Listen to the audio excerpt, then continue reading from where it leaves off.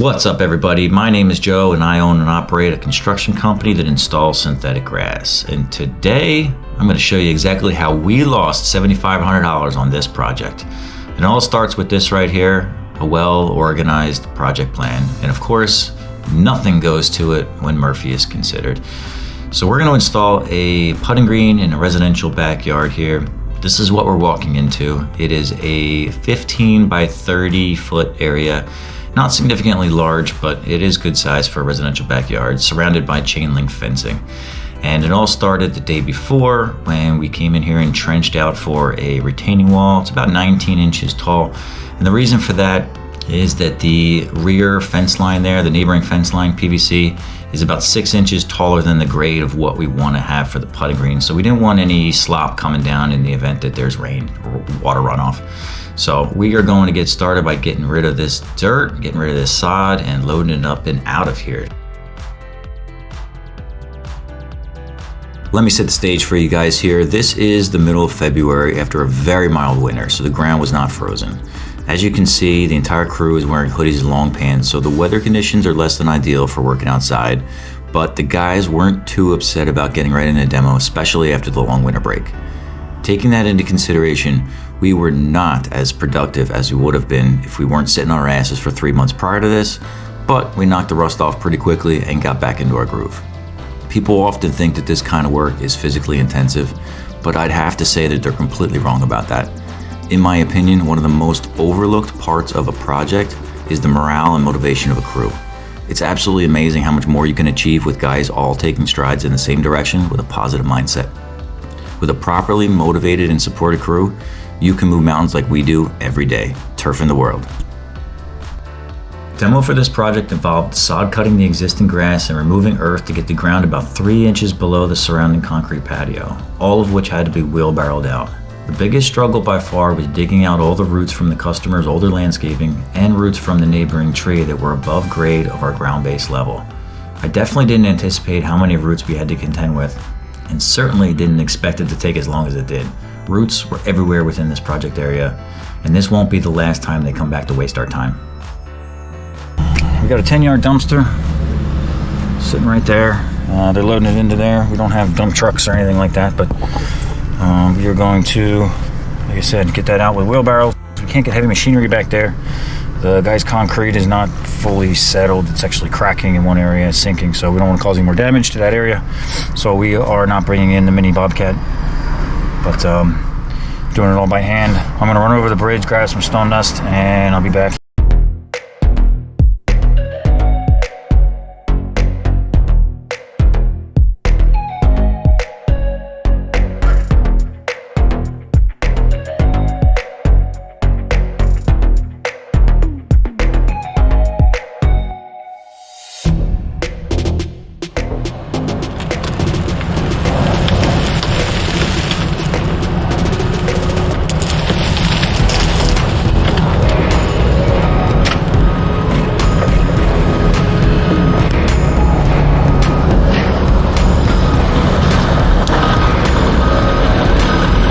Perfect.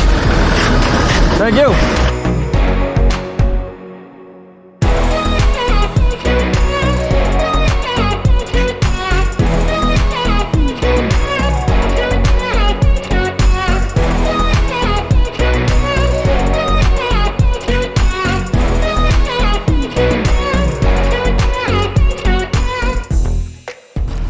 So you want me to go get the stone dust? Sure. I got it already. What do you think? Just drive around for the hell of it? Since the demo is complete, it's time to start putting this project together, and step number 1 is stone dust. Every masonry supply yard is different, guys, but typically stone dust is a 3/8- chipped bluestone or limestone, which is filtered out as a byproduct of rock crushers and processing machines. Oftentimes, it will be referred to as fines or paver base, but when compacted, it's a firm substrate that provides stability for synthetic grass in addition to an array of other hardscape products. A massive benefit, especially in our line of work, is that it's permeable for drainage.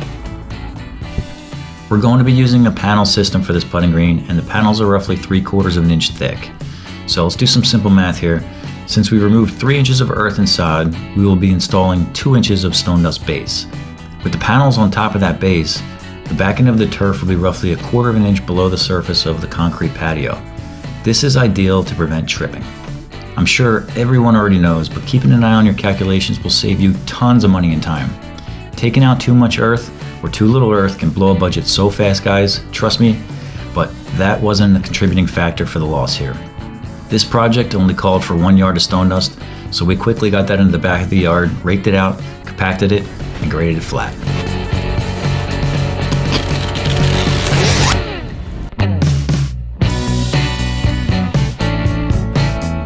Next, we laid down the geotextile fabric and started setting down the panels.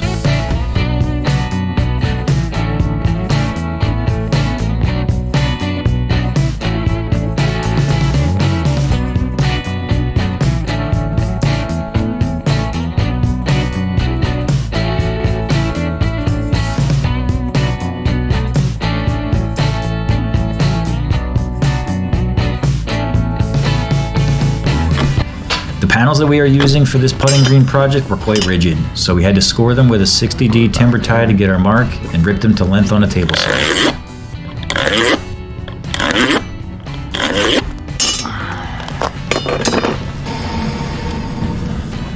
Gotta get my shades on before I lose an eyeball.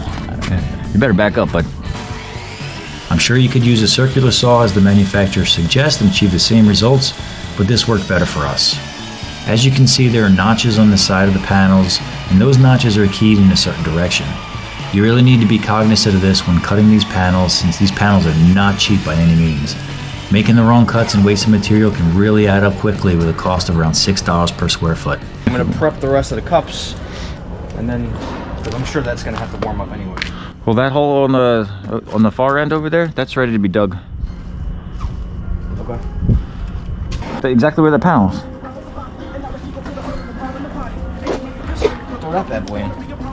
I can't because you gotta dig a hole. I'm saying if you put this piece in, then I know exactly. This is estimating, this is guessing. That's right where it needs to go. Where's the staples? I can have. Somebody ripped the staple out. Where'd the staple go? Yeah, but the staple is irrelevant. The staple's an approximation. That's where Joe wanted it. It's where the panel's gonna line up. But I'm saying if I get these two to connect, even though they're connecting, it could still connect like this. I mean, obviously, do you really think that that's a 90-degree angle right there? Obviously, I'm being dramatic, but that's my point that I'm getting across. If it's closer, right? Hey. Over here, it looks straight. But I'm sure if you're standing this way, it's not straight. Hey, Willie. Willie. Like this, it looks straight if I'm standing this way. Willie, if you squint, it'll be mint, dude. Don't worry about it. Just line it up, buddy. Line it up. Line it up, up, up. Line it up.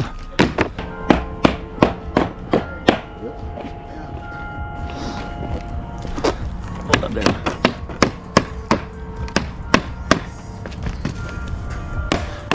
It works easier if you kind of lift the panel up a little bit, so that's good. Good. It's good, man. I like it. Let's keep going.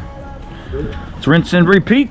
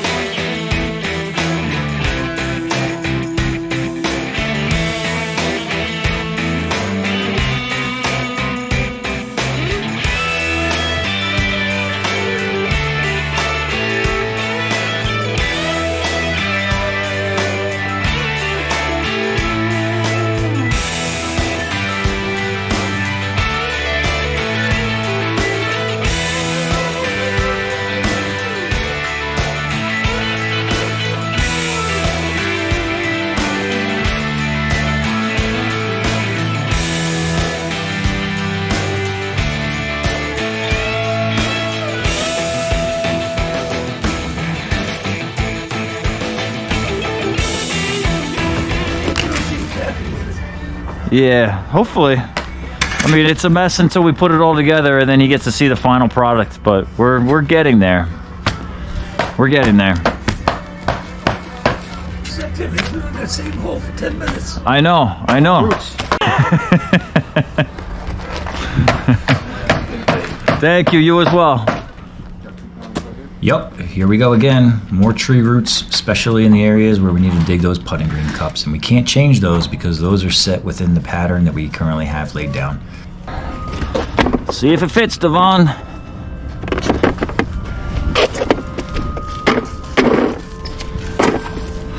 Let's see if it fits.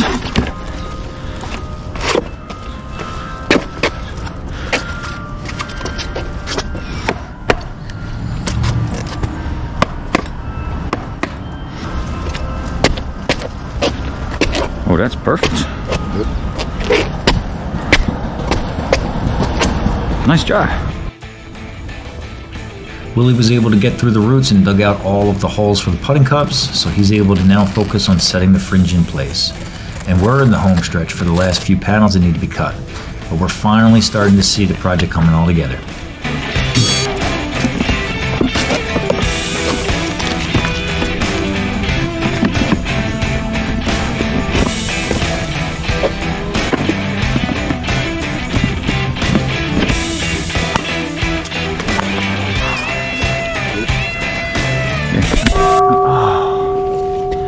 Thank God I had the hard hat on. Ooh! Wow. I would hit him right in the face. Thing again.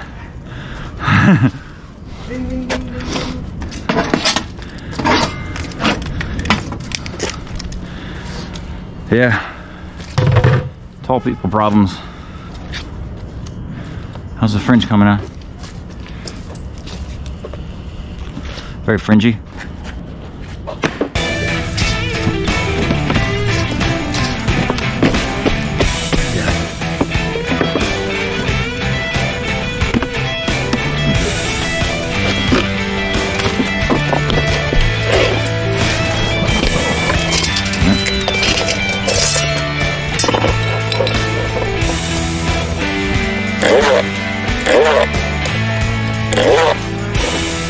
Okay.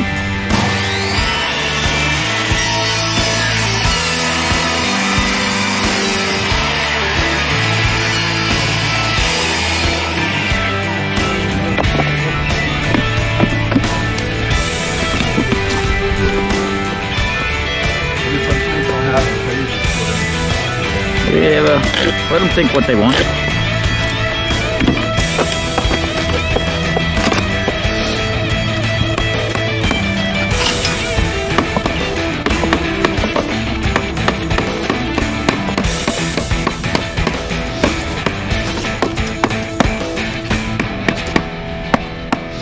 Ooh, that's satisfying.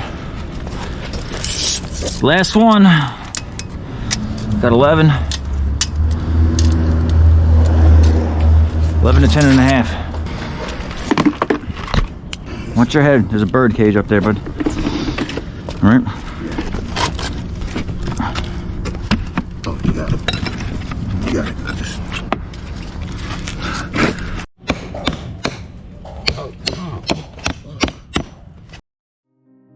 At this point, we roughed the fringe in for the putting green. The curves still need to be cut, and that's what Willie's getting started on right there. But we just wanted to make sure we had enough to surround the entire perimeter. As you can see, the lean of the fringe is all in the same direction to prevent the dreaded death seam. Seeing those things really kills me.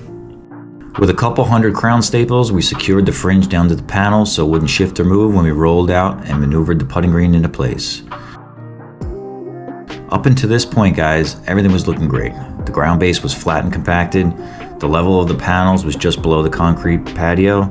The cups were mounted and secured, and the fringe was looking sexy as ever with all those curves.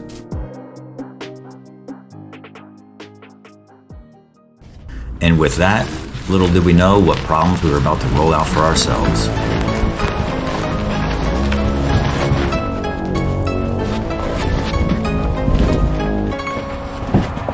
I guess you're asking yourself right now, hey Joe, when are you going to tell me what caused the 7,500-hour loss, because that looks pretty good. Well, it's not hard to see the lines in the putting green turf there, right? Those are not from the camera. Those are actually matted down tines on the turf from its own weight.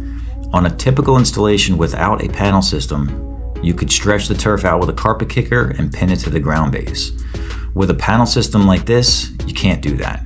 The panels need to be installed with a gap between them for expansion, and as we mentioned earlier in the video, our area has freezing winters and really hot summers. If we stretched out the putting green turf and pinned it to the panels in an effort to get the turf taut, we would compromise the panel's design and it would surely buckle beneath the turf in the summer. Think of it the same way of a floating floor, as if it would buckle if you installed it tight to the walls of a room. It has to float without obstruction. At this point, my mind is racing and I'm frantically trying to think of a way to relax the turf in 45-degree weather with a sky full of clouds, but still had to keep the guys moving towards finishing the job. All right, so we're gonna cut around the fringe, cut around the holes, staple it all down. We pressed on with the job thinking that we'd be able to minimize the appearance of the flattened tines with infill and a good brooming at the end.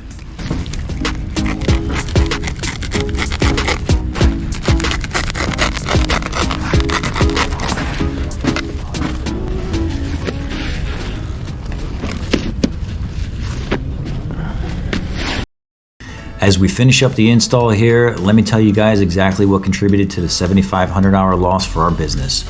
Despite anyone's best effort to plan and organize, things will always pop up. On this job, the first problem was the roots from the neighbor's tree and old landscaping in our project area. They were everywhere, and let me tell you, they made us work for it. All in all, it accounted for an additional day and a half of labor over the budgeted plan for ground prep because of them. This definitely was an unseen cost for sure. What could we have done differently? Well, we could have broke ground during the initial sales call to see exactly what we were dealing with, but honestly, the area didn't scream any signs because the client cut down his bushes a couple years ago and no tree roots were pushing through the top of the grass at all. But the lesson of being more aware of surroundings and potential issues from neighboring properties was now a checklist item on every one of my quotes going forward. The second problem was the weather, and man, it was uncontrollable. I did not show any of the footage of the hailstorm that made us pack up all the tools and call it quits right after lunch on the third day, but we all wanted to break free of cabin fever. And boy, did we pay. The ground was more difficult to maneuver and the turf wouldn't relax when we rolled it out. What could we have done differently? I can sum it up in one word: patience. Despite all my crew begging to start the season, I should have just trusted my gut and waited a couple more weeks. The temptation of easy money will always be there, but you have to ask yourself, how much are you willing to risk for it?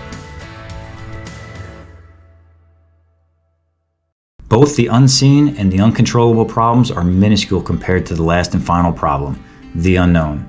This was the first time we were using a panel system like this for a putting green, and I, for one, can admit that I dropped the ball.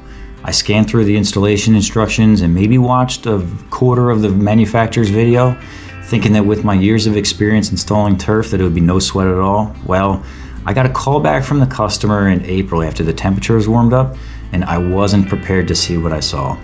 The putting green turf had relaxed and stretched so much that it looked like the wrinkled bed sheets you settle back into after you-know-who leaves for the walk of shame. Little did I know, or care to know at the time because I was ignorant, but I paid a toll. The culprit was that the turf and the panel system were not complementary and should not have been used together.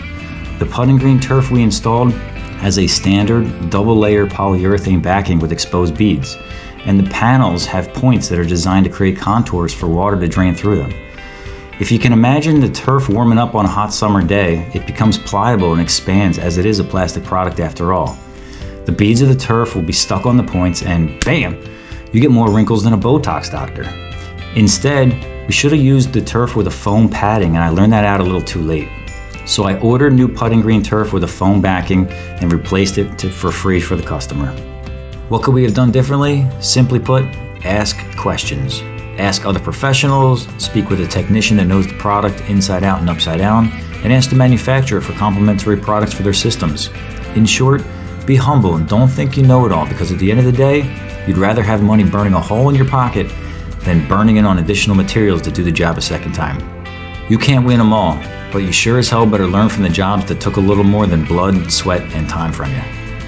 I appreciate you watching. If you stuck around this long in the video, I'd like to think that you learned a thing or two from our mistakes, and hopefully it'll save you some time and money with whatever project you're working on in the future, whether that be an outdoor renovation or not, but many of the same ideas can be transferred elsewhere. If you enjoyed watching this video, Please hit that like button and consider subscribing to our channel for videos of us doing what we love to do, turf the world.